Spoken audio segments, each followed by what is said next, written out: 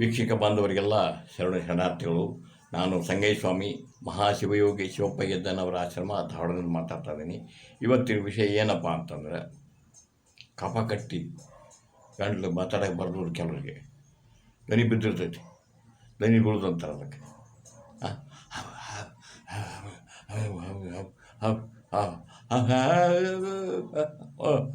ನಾಟಕ ಮಾಡಿ ಇವರು ಚೆಕ್ ಒದರಾಡಿರ್ತಾರೆ, ಪದ ಆಡಿ ದನಿ ಬಿದ್ದಿರ್ತೈತೆ ಅಂತ.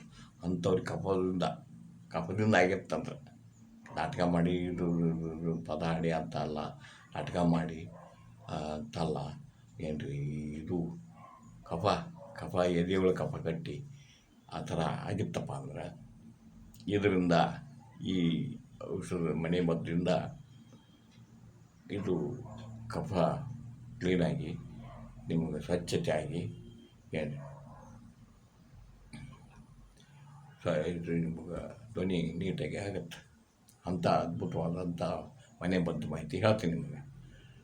ನಮ್ಮ ಉದ್ದೇಶ ಏನೈತಪ್ಪ ಅಂದರೆ, ನಿಮಗೆ ನೀವೇ ವೈದ್ಯರಾಗಬೇಕು, ನಿಮ್ಮ ಅಡುಗೆ ಮನೆಯ ಔಷಧಾಲಯವಾಗಬೇಕು ಅನ್ನೋದು ಆಶ್ರಮದ ಉದ್ದೇಶ.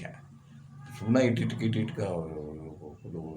ಡಾಕ್ಟ್ರ್ ಅಂತ ಇದು ಎಲ್ಲ ಮಾಡಬಾರ್ದು ಅನ್ನೋದಕ್ಕೆ ಹೇಳಕತ್ತೀವಿ ನಾವು. ಏನು ಏನಪ್ಪ ಅಂದರೆ, ಇದ್ರದ್ದು ಹೇಳ್ತೀನಿ ನಿಮಗೆ. ಅದ್ರ ಪೂರ್ವದೊಳಗೆ ನೀವು ಸಬ್ಸ್ಕ್ರೈಬ್ ಮಾಡ್ಬೇಕು, ನನಗೆ ಲೈಕ್ ಮಾಡಬೇಕು, ಶೇರ್ ಮಾಡಬೇಕು, ಮಾಡಿ ಹುರುಪು ತುಂಬಬೇಕು. ತುಂಬ್ತೀರಲ್ಲ, ತುಂಬಂತೆ ತಮ್ಮಲ್ಲಿ ಕಳಕಳಿ ಪ್ರಾರ್ಥನೆ ಮಾಡ್ತೇನೆ ನಾನು. ಏನು ರೀ ಏನೈತಪ್ಪ ಅಂತ ಸರಳ ಐತಿರು.